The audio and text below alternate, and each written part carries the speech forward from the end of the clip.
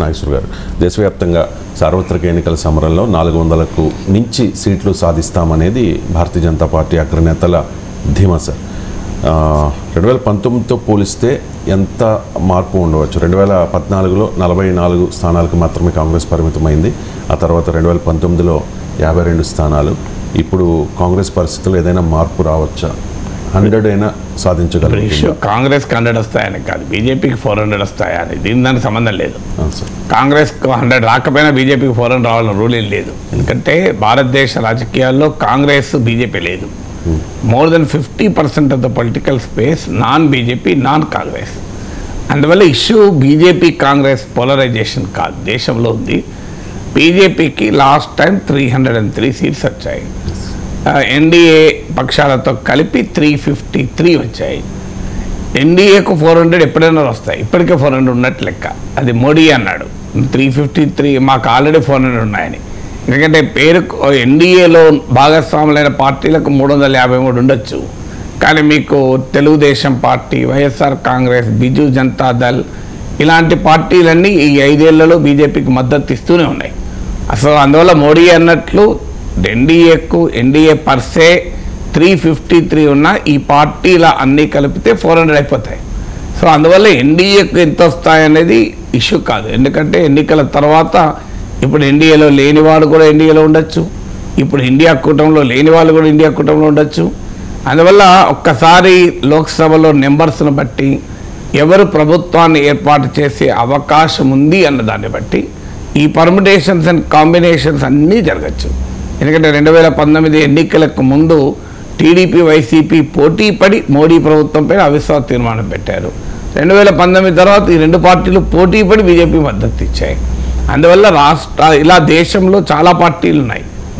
మన దగ్గర TDP, YCP కాదు, దేశంలో చాలా పార్టీలు అవసరాన్ని బట్టి, సందర్భాన్ని బట్టి వారు ఎటైనా మారే అవకాశం ఉంది. అందువల్ల ఎన్డీఏకు 400 అనేది ఇష్యూనే కాదు, అది వచ్చే అవకాశం ఎప్పుడైనా ఉంటుంది.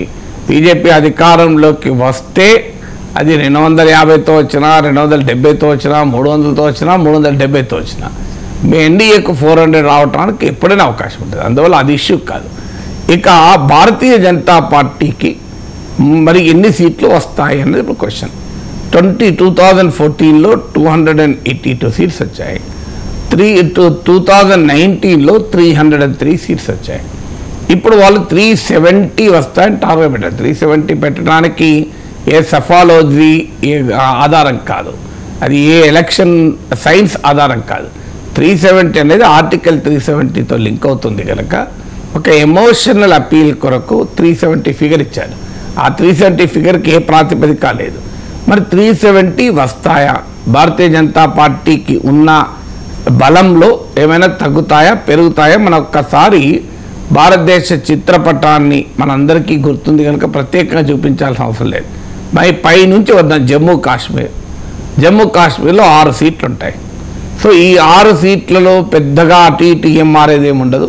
ఈవెన్ కశ్మీర్ లోయలో కూడా బీజేపీ ఇప్పుడు పోటీ చేయడం లేదు. కశ్మీర్ లోయలోని 3 సీట్లు మీకు అక్కడ బీజేపీ తన ప్రాక్సీస్తో పోటీ చేస్తాం. అంటే రేపు ఎన్నికలు అయ్యాక బీజేపీకి మద్దతు ఇచ్చే 2 పార్టీలు, అప్నీ పార్టీ అని, అలాగే జమ్మూ కాశ్మీర్ పీపుల్స్ కాన్ఫరెన్స్ అని, ఈ 2 పార్టీలు బీజేపీకి మద్దతు ఇచ్చేటువంటి పార్టీలు.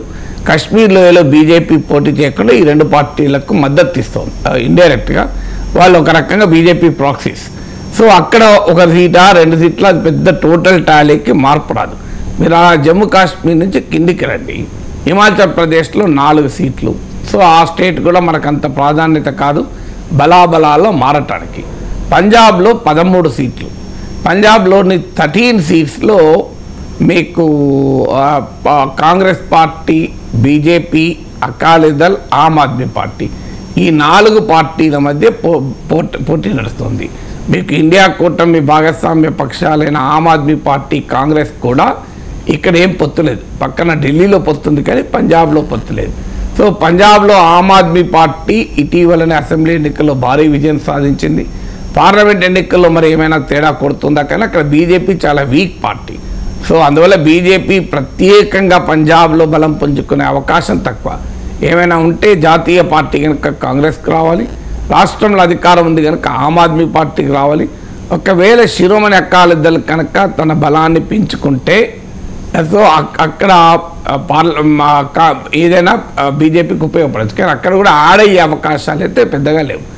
ఇక జమ్మూ కాశ్మీర్, అలాగే హిమాచల్ ప్రదేశ్, పంజాబ్ పోతే ఢిల్లీలో 7 స్థానాలు ఉన్నాయి. ఢిల్లీలో 7 స్థానాల్లో 2019లో 7 సీట్లు బీజేపీ గెలుచుకుంది. సో మనం చాలాసార్లు చెప్పుకున్న ఢిల్లీకి ఉన్న ప్రత్యేకత ఏంటంటే అసెంబ్లీ ఎన్నికలకు వచ్చే వరకు బీజేపీ ఆమ్ ఆద్మీ పార్టీ కోటేస్తారు, లోక్సభ ఎన్నికలకు వచ్చే వరకు బీజేపీ కోటేస్తారు. సో ఈ ప్యాటర్న్ ఇప్పుడు ఉంటుందా, బ్రేక్ అవుతుందా అనేది పాయింట్. ఇక అసెంబ్లీ ఎన్నికల్లో భారీ విజయం సాధించిన ఆమ్ ఆద్మీ పార్టీ ఢిల్లీలో కేవలం 18% ఓటింగ్ మాత్రమే వచ్చింది. కాంగ్రెస్ సెకండ్ పొజిషన్లో ఉంది. 5 స్థానాల్లో కాంగ్రెస్ 2వ పొజిషన్లో ఉంటే ఆమ్ ఆద్మీ పార్టీ 2 స్థానాల్లోనే సెకండ్ పొజిషన్లో ఉంది. ఇప్పుడు కాంగ్రెస్, ఆమ్ ఆద్మీ పార్టీ కలిసి పోటీ చేస్తున్నాయి. సో కేజ్రీవాల్ అరెస్ట్ తర్వాత ఢిల్లీ ప్రజల్లో ఒక క్వశ్చన్, అంటే ఇప్పుడు మోడీ కావాలా వద్దా అన్నప్పుడు మోడీయే కావాలి అన్నారు, కానీ కేజ్రీవాల్ జైల్లో ఉండాలా, బయట ఉండి ముఖ్యమంత్రిగా సర్వ్ చేయాలా అంటే ఖచ్చితంగా ఢిల్లీ ప్రజలు కేజ్రీవాల్ బయట ఉండాలి అని అంటారు. So Bharatiya Janata party కేజ్రీవాల్ను arrest చేయడం ద్వారా ప్రయోజనం పొందిందని నేను అనుకోను. ఏమైనా ఉంటే 1, 2, 3, 4 ఎన్ని సీట్లు కోల్పోతుందో చెప్పలేం, కానీ ఇప్పటివరకు వస్తున్న వార్తలు అయితే ఢిల్లీలో 7 సీట్లు బీజేపీ మళ్ళీ గెలవకపోవచ్చు అని. సో అందువల్ల అక్కడ ఖచ్చితంగా ఎన్ని సీట్లు చెప్పలేం, కానీ నష్టం జరుగుతుందని. ఇక రాజస్థాన్లో 25 సీట్లు, 25లో దాదాపు అన్ని సీట్లు బీజేపీ ఖాతాలో ఉన్నాయి. సో అక్కడ కూడా ఈస్ట్ రాజస్థాన్, జైసల్మీర్, బాల్మీర్, బికనీర్, సికార్ ఈ ప్రాంతంలో బాగా వ్యతిరేకత ఉంది అని, రాజ్పూట్ యాంగర్ కూడా ఇక్కడ తీవ్రంగా ఉంది. సో అందువల్ల రాజస్థాన్లో ఇప్పుడున్న సమాచారం వస్తున్న వార్తలైతే బీజేపీకి అక్కడ ఆడయ్యే అవకాశం ఏం లేదు కదా. బీజేపీ దాదాపు అన్ని సీట్లు గెలుచుకొని ఉంది కనుక ఏమైనా ఉంటే అక్కడ కూడా కొన్ని సీట్లు అవి 2 పోతాయా, 3 పోతాయా, 5 పోతాయా చెప్పలేం, కానీ రాజస్థాన్లో కూడా బీజేపీకి ఎన్నో కొన్ని సీట్లు పోతుంది, లేదా ఒకవేళ వచ్చినా ఉన్న సీట్లే వస్తాయి, యాడ్ అయ్యే అవకాశమే తెలియదు. సో మీరు అలా కిందికి వస్తూ రాజస్థాన్ తర్వాత మీకు మధ్యప్రదేశ్, ఛత్తీస్గఢ్, మధ్యప్రదేశ్లో 29 సీట్లు, ఛత్తీస్గఢ్లో 11 సీట్లు. సో ఈ 40 సీట్లలో కాంగ్రెస్ బీజేపీయే దాదాపు అన్ని గెలుచుకుంది. సో అందువల్ల ఇక్కడ బీజేపీ దాదాపు అన్ని గెలుచుకున్న స్టేట్స్ ఇవన్నీ, రాజస్థాన్, మధ్యప్రదేశ్, ఛత్తీస్గఢ్ ఈ 3 స్టేట్లలో కలిపితే 65 సీట్లు ఉంటే 60కి పైగా బీజేపీ దగ్గర ఉన్నాయి. ఇంకా కొత్తగా యాడ్ అయ్యేది ఏమీ లేదు. ఏమైనా ఉంటే అక్కడ కాస్త ఇంకా దెబ్బతినటానికే స్కోప్ తప్ప యాడ్ అయ్యడం లేదు. ఇంకా 65లో 60కి పైగా సీట్లు గెలుచుకున్నాక ఏం యాడ్ అవుతుంది? అందువల్ల మధ్యప్రదేశ్, ఛత్తీస్గఢ్, రాజస్థాన్లో బీజేపీకి యాడ్ అయ్యే ప్రసక్తే తెలియదు. ఏమైనా ఉంటే సబ్ట్రాక్ట్ కావాల్సిందే. ఇక హర్యానా, ఢిల్లీ తర్వాత బాగా దెబ్బతినే అవకాశం ఉన్న స్టేట్ హర్యానా. మీకు మొత్తం హిందీ రాష్ట్రాల్లో బీజేపీకి బాగా ఛాలెంజింగ్గా ఉన్నటువంటి స్టేట్ హర్యానా. హర్యానాలో 10 సీట్స్ ఉన్నాయి. లాస్ట్ 2019 ఎలక్షన్లో 10కి 10 బీజేపీ గెలుచుకుంది. సో అందువల్ల ఇక్కడ అసెంబ్లీ ఎన్నికలలో భారీగా దెబ్బతిన్నది. లోక్సభ ఎన్నికల్లో వచ్చిన ఓటింగ్తో పోలిస్తే ఆ తర్వాత వచ్చిన అసెంబ్లీ ఎన్నికల్లో మోర్ దెన్ 20% ఓటింగ్ బీజేపీకి కోల్పోయింది. తర్వాత జననాయక జనతా పార్టీతో కలిసి అధికారంలో ఉంది. జాట్ వ్యతిరేక సామాజిక వర్గాలను ఐక్యం చేసి బీజేపీ అక్కడ బలపడింది. కానీ ఇప్పుడు జాట్ ఓటు కన్సాలిడేట్ కాంగ్రెస్ వెనకాల అయ్యే అవకాశం ఉంది అంటున్నారు. ఎందుకంటే జననాయక జనతా పార్టీ పైన బీజేపీతో కలవడం పట్ల వ్యతిరేకత, రైతు చట్టాల పట్ల వ్యతిరేకత, అగ్నివీర్ స్కీమ్ పట్ల వ్యతిరేకత, మనోహర్ లాల్ ఖట్టర్ ప్రభుత్వం ఇప్పుడు సైనీ ప్రభుత్వాలపైన వ్యతిరేకత, ఇవన్నీ వెరసి బీజేపీకి 10 సీట్లలో పెద్ద దెబ్బ తగిలే అవకాశం ఉన్న రాష్ట్రం హర్యానా. తర్వాత మీకు గుజరాత్, నార్త్ ఇండియా కంప్లీట్ చేద్దాం. నార్త్ ఇండియాలో మనకున్న ఇంకో ముఖ్యమైన స్టేట్ ఉత్తరప్రదేశ్. యూపీలో 80 సీట్లు, 80 సీట్స్లో ఇప్పటికీ బీజేపీ 62 సీట్లు గెలుచుకుంది. ఇంకా మిత్రపక్షాలకు కొన్ని సీట్లు ఉన్నాయి. సో ఇక మిగిలినవి ఏంటి? ఆడ బీజేపీ గెలుచుకోవటానికి 80కి 80 అయితే గెలుచుకునే వాతావరణం అయితే లేదు కదా. సో అక్కడ కూడా ఆర్ఎల్డీని కలుపుకుంది కనుక కొంత అడిషనల్ అడ్వాంటేజ్ బీజేపీకి వస్తుంది. ఆర్ఎల్డీ ఇండియా కూటమిలో ఉన్న పార్టీ, వెస్ట్రన్ ఉత్తరప్రదేశ్లో రైతు ఆధారిత బేస్ ఉన్న పార్టీ, జాట్ ఫార్మర్ బేస్ ఉన్న పార్టీ. సో యూపీలో సమాజ్వాదీ పార్టీ, కాంగ్రెస్ కలిసి పోటీ చేస్తున్నాయి. బీఎస్పీ విడిగా పోటీ చేస్తుంది, కానీ బాగా బలహీనపడ్డది. అలాగే ఎంఐఎం నాయకత్వంలోని అప్నాదల్లోని ఒక వర్గము, ఇలా చిన్న చిన్న కుల పార్టీలతో కలిపి ఒక ఫ్రంట్ ఉంది. సో అందువల్ల బీఎస్పీ ఎంఐఎం నాయకత్వంలోని కూటమి గనక యాంటీ బీజేపీ ఓట్లు పెద్ద ఎత్తున చీలిస్తే చెప్పలేం, కానీ ఎస్పీ కాంగ్రెస్లో కాస్త ఇంప్రూవ్మెంట్ ఉండే అవకాశం ఉంది. ఈవెన్ ఇక్కడ యోగేంద్ర యాదవ్ లాంటి వాళ్ళు అయితే 10-15 సీట్లు బీజేపీ కోల్పోతుంది అంటున్నారు. సో అక్కడ ఆడయ్యే అవకాశం అయితే యూపీలో కూడా లేదు, ఏమైనా ఉంటే దెబ్బతినే అవకాశమే తప్ప. సో ఇక మీకు బీహార్, జార్ఖండ్, బీహార్లో 40 సీట్లు, జార్ఖండ్లో 14 సీట్లు. సో బీహార్లో కూడా లాస్ట్ టైం ఎన్డీఏ భారీగా గెలుచుకుంది. సో అక్కడ అప్పుడు జేడీయూ, బీహార్లో ఎన్డీఏ ఇప్పుడు ఆ సీట్లు నిలబెట్టుకుంటుందా అనేది క్వశ్చన్. ఎందుకంటే జేడీయూ బాగా బలహీనపడింది. బీహార్లో బీజేపీ బలహీనపడ్డదానికన్నా జేడీయూ బాగా బలపడ్డది. ఆర్జేడీ, కాంగ్రెస్, లెఫ్ట్ ఒక బలమైన కూటమిగా ఎదుర్కొంటుంది. జార్ఖండ్లో 14 సీట్స్ ఉన్నాయి. సో ఇక్కడ జార్ఖండ్, బీహార్లో కూడా తగ్గాల్సిందే తప్ప పెరిగేది ఏమీ లేదు. ఇది మీకు నార్త్ ఇండియా మొత్తం పిక్చర్ నేను ఇచ్చాను. ఇప్పుడు హిందీ స్టేట్స్ అన్నీ కలిపితే, సో ఇందులో నాన్ హిందీ స్టేట్స్ కూడా ఉండొచ్చు, కాశ్మీర్ లాంటి. ఓవరాల్గా ఈ నార్త్ ఇండియాలో ఉన్నటువంటి సీట్లలో బీజేపీకి ఏమైనా తగ్గుతాయి తప్ప ఆడవేది లేదు. ఎందుకు కారణం అంటే బీజేపీ ఆల్రెడీ హైయెస్ట్ లెవెల్లో, సాచ్యురేటెడ్ లెవెల్లో సీట్లు తెచ్చుకుంది. అంటే ఇప్పుడు 100కు 95 మార్కులు వచ్చాక ఇంప్రూవ్మెంట్ స్కోప్ తక్కువ ఉంటుంది, 100కు 50-60 ఉంటే ఇంప్రూవ్మెంట్ స్కోప్ ఉంటుంది. సో ఈ నార్త్ మొత్తం, నార్త్ అండ్ వెస్ట్లో బీజేపీకి సాచ్యురేటెడ్ సీట్స్ ఉన్నాయి. సో నార్త్ పోతే మీకు నెక్స్ట్ గుజరాత్లో 26 సీట్లు, బీజేపీ 26కి 26 గెలుచుకుంది. ఇక ఆడయ్యేది ఏముంటుంది? సో 303 నుంచి 370 కావటానికి 400 కాదు, స్కోపే లేదు అక్కడ గుజరాత్. తెలుగు రాష్ట్రాల్లో పరిస్థితి రకంగా ఉండదు, తెలంగాణలో లెట్ మీ కంప్లీట్ అండి. మీరు నార్త్ నుంచి డైరెక్ట్ తెలుగు స్టేట్లకు రాలేం కదా. మధ్యలో వెస్ట్రన్ ఇండియాలో మీకు గుజరాత్, మహారాష్ట్ర తీసుకుంటే గుజరాత్లో 26, అంటే మనం ఒక ఇండియా పొలిటికల్ మ్యాప్ తీసుకొని మాట్లాడాలి. ఏదో పిక్ అండ్ చూజ్ లాగా అక్కడోటి ఇక్కడోటి మాట్లాడితే బీజేపీకి 370 వస్తాయా, 400 వస్తాయా చెప్పలేం కదా. సో అందువల్ల నార్త్ ఇండియా తర్వాత కీలకమైన పార్ట్, ఎందుకు నేను నార్త్ మొదలు పెట్టానంటే సౌత్ అనేది బీజేపీకి వీక్ ప్లేస్ మొదటి నుంచి కూడా. సో బీజేపీకి బలం ఉన్నటువంటి ప్రాంతం north and west. So north పోతే వెస్ట్లో మీకు గుజరాత్లో 25, మహారాష్ట్రలో 48, గుజరాత్లో 26 సారీ. ఇక్కడ ఆమ్ ఆద్మీ పార్టీ, కాంగ్రెస్ కలిసి పోటీ చేస్తుంది. గుజరాత్లో 26కి 26 సీట్లు బీజేపీ గెలుచుకుంది కనుక ఆడయ్యే అవకాశం లేదు. ఏమైనా 1-2 పోతే పోవాలి, లేకుంటే మొత్తం మళ్ళీ గెలవాలి. సో గుజరాత్లో బీజేపీ తన ఆధిపత్యాన్ని అయితే నిలుపుకుంటుంది, అనుమానమే లేదు. అయితే ఏమైనా దెబ్బతింటే 1 or 2 సీట్స్ కొంత ట్రైబల్ ఏరియాస్లో వ్యతిరేకత ఉంది అంటున్నారు. పాటీదార్, పటేళ్లకు, రాజ్పూట్లకు మధ్య గ్యాప్ ఉంది. సో వీటి వల్ల ఏమైనా పోతే 1-2 పోవాలి తప్ప పెరిగేదైతే ఏం లేదు. మహారాష్ట్ర చాలా కీలకమైన స్టేట్, ఇక్కడ 48 సీట్స్ ఉన్నాయి. లాస్ట్ టైం ఈ టైంకు కంప్లీట్గా పొలిటికల్ కొరిలేషన్ మారిపోయింది. లాస్ట్ టైం బీజేపీ, శివసేన కలిసి పోటీ చేసింది. సో అక్కడ ఏ రకంగా చూసినా ఒక 20 సీట్ల బీజేపీ, ఎన్డీఏకు 20-25 సీట్లు దాటి రావని అంచనా. సో చూడాలి ఏమవుతుంది, ఎందుకంటే బలంగా ప్రత్యర్థులు ఉన్నారు. సో మహారాష్ట్రలో బీజేపీకి ఒక కన్సర్న్ ఉన్నటువంటి స్టేట్స్లో మహారాష్ట్ర, బీహార్ ఒకటి.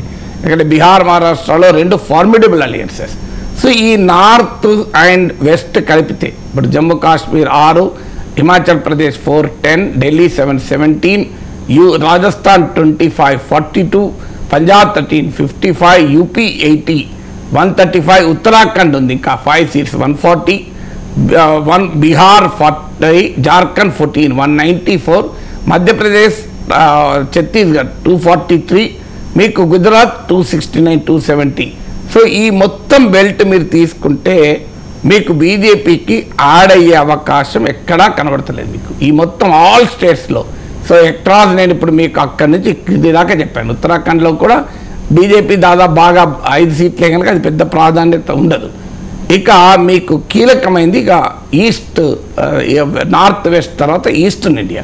బీజేపీకి పెరుగుతుంది అని ఆశ పెట్టుకుంటున్న ప్రాంతం ఈస్టర్న్ ఇండియా. ఈస్టర్న్ ఇండియాలో మీకు బెంగాల్లో 42 సీట్స్ ఉంటాయి. అందులో బెంగాల్లో ఉన్న 42 సీట్లో బీజేపీ ఆల్రెడీ 18 సీట్లు గెలుచుకునింది. సో ఇప్పుడు ప్రశాంత్ కిషోర్ లాంటి వాళ్ళు అక్కడ పెరుగుతాయని అంటున్నారు. చూడాలి ఆడ పెరుగుతాయా, ఏమన్నా అవకాశం ఉందా. ఎందుకంటే తృణమూల్ వర్సెస్ బీజేపీ భీకర పోటీ ఉంది. కాంగ్రెస్ లెఫ్ట్ సెపరేట్గా పోటీ చేస్తుంది. కాంగ్రెస్ లెఫ్ట్ కనుక బలము ఓటింగ్ పెరిగితే బీజేపీ ట్రయాంగులర్ కాంటెస్ట్లో ఏమైనా లాభపడుతుందో చూడాలి. ఇక తర్వాత ఒరిస్సాలో 21 సీట్స్ ఉన్నాయి.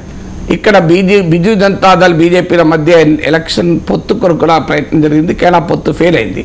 సో అక్కడ ఆల్రెడీ సగం సీట్లు 8 సీట్లు బీజేపీకి ఉన్నాయి. సో 8 నుంచి అక్కడ ఏమైనా ఇంప్రూవ్ అవుతుందని బీజేపీ ఆశ.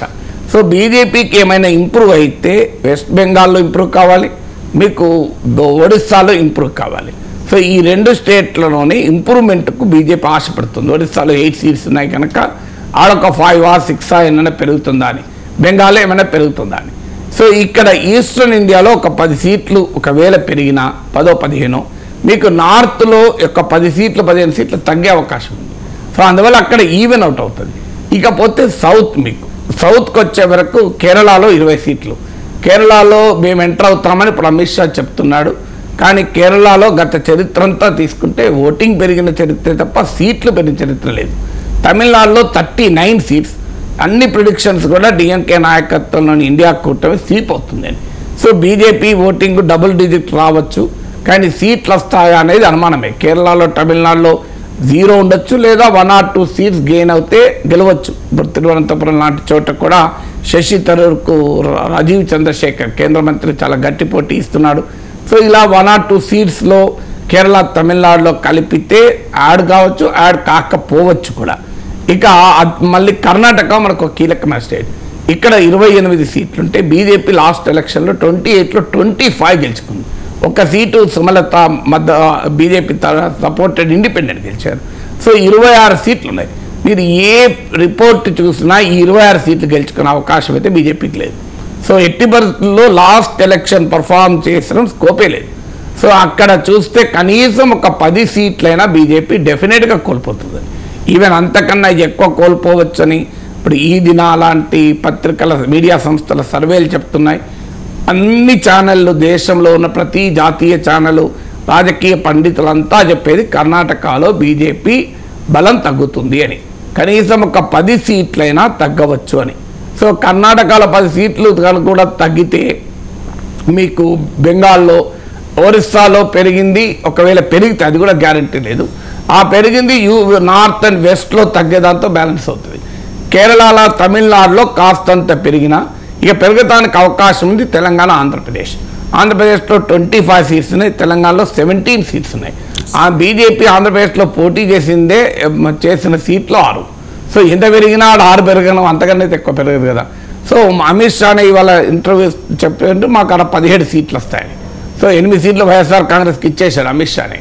సో చంద్రబాబు నాయుడు 22, 23 వస్తాయి, 25 వస్తాయి అంటున్నారు, అమిత్ షా అనడం లేదు. సో అక్కడ చూడాలి. ఆంధ్రప్రదేశ్లో భిన్నమైన కథనాలు వస్తున్నాయి. పాపులర్ టాక్ కూటమి వస్తుంది అంటున్నారు, కానీ అదే సమయంలో కొంతమంది కాదు, అంతర్లీనంగా అండర్ కరెంట్గా వైసీపీకి ఉందంటున్నారు. సో లెటస్ సి, ఒకవేళ పెరిగితే ప్రశాంత్ కిషోర్ లాంటి వాళ్ళు కూడా ఏపీలో పెరుగుతుంది అంటున్నారు. సో బీజేపీకి ఏపీలో, తెలంగాణలో పెరిగే అవకాశాలు ఉన్నాయి ఖచ్చితంగా. తెలంగాణలో 4 సీట్లు ఉన్నాయి, పెరిగితే 6, 7, 8 కావచ్చు, లేదంటే 3 కావచ్చు.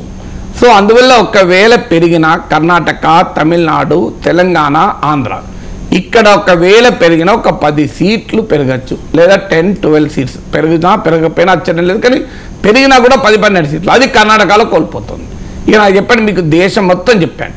ఇలా మిగిలింది ఏంటి, నేను వదిలేసింది ఏంటంటే అరుణాచల్ ప్రదేశ్లో 2 సీట్లు, గోవాలో 2 సీట్లు, మిజోరాం, మణిపూర్లో 2 సీట్లు, మణిపూర్లో 2, మిజోరాంలో 2, నాగాలాండ్లో 1 సీటు, సిక్కింలో 1 సీటు, గోవాలో 2 సీట్లు, తర్వాత ఈ లక్షద్వీపులు, ఇలాంటి అండమాన్ నికోబార్ కేంద్రపాలిత ప్రాంతాలు ఉన్నాయి. ఈ కేంద్రపాలిత ప్రాంతాల్లో ఉన్నటువంటి సీట్లు.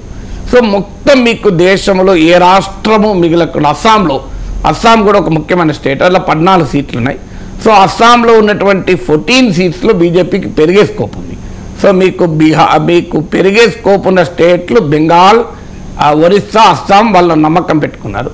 ఈ 3 స్టేట్లలో పెరిగేది, తగ్గేది కర్ణాటక, బెంగాల్, ఒరిస్సా, అస్సాం, తెలంగాణ, ఆంధ్రప్రదేశ్లో బీజేపీ ఆశలు పెట్టుకుంది పెరుగుతుందని. సో ఈ 5 రాష్ట్రాల్లో పెరిగితే, ఒకవేళ 5 పెరగచ్చు, లేదా 3-4 రాష్ట్రాలు పెరగచ్చు. అంతమంది కర్ణాటకలో భారీగా తగ్గే అవకాశం ఉంది. మీరు దేశం మొత్తం మీద కూడా అక్కడో ఇక్కడో చిన్న చిన్న దెబ్బలు తగిలే అవకాశం ఉంది. బట్ ఏ లెక్క చూసినా కూడా ఇప్పుడు నేను చెప్పిన పెరిగితే అనుకున్నవి పెరిగి దెబ్బ తగులుతాయి అనుకున్నవి తగలకపోయినా కూడా మీకు 303 నుంచి ఒక 5 సీట్లు 10 సీట్లు పెరగచ్చు తప్ప 378 అయ్యే అవకాశం లేదు. ఇంకేమైనా ఉంటే 303 కన్నా పడిపోయే అవకాశమే ఎక్కువ.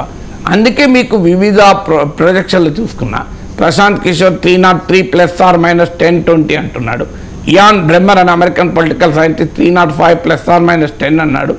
యోగేంద్ర యాదవ్ అయితే 70 సీట్లు ఖచ్చితంగా బీజేపీ పడిపోతాయి, 230 పడిపోతాయి అంటున్నారు. సో అందువల్ల ఇప్పుడు నేను చాలా కన్జర్వేటివ్గా చాలా ఆప్టిమిస్టిక్గా బీజేపీకి పిక్చర్ ఇస్తే కూడా ఎక్కడ 370 వచ్చాయి. అంటే 303 నుంచి 370 బీజేపీకి, ఎన్డీఏకి 400. ఎన్డీఏకి 400 పక్కా పెట్టని ఇంతకుముందు చెప్పినట్టు ఎట్లాగో వస్తాయి. సో 303 to 370 అంటే 67 సీట్లు పెరగటానికైతే రాజకీయ వాతావరణం లేదు. అన్లెస్ సంథింగ్ మిరాకిల్ హ్యాపెన్స్, మనకు తెలియని వేవ్ ఏమైనా మోడీ పట్ల ఉంటే తప్ప 67 సీట్లు పెరగటానికి స్టేట్స్ ఎక్కడున్నాయి? ఇప్పుడు మీకు కాశ్మీర్ నుంచి కన్యాకుమారి వరకు, జమ్మూ కాశ్మీర్ నుంచి కేరళ వరకు ఉన్న రాజకీయ చిత్రాన్ని విత్ నెంబర్స్ చెప్పారు. 543 లోక్సభ సీట్లకు కాను మీకు 543 సీట్లు.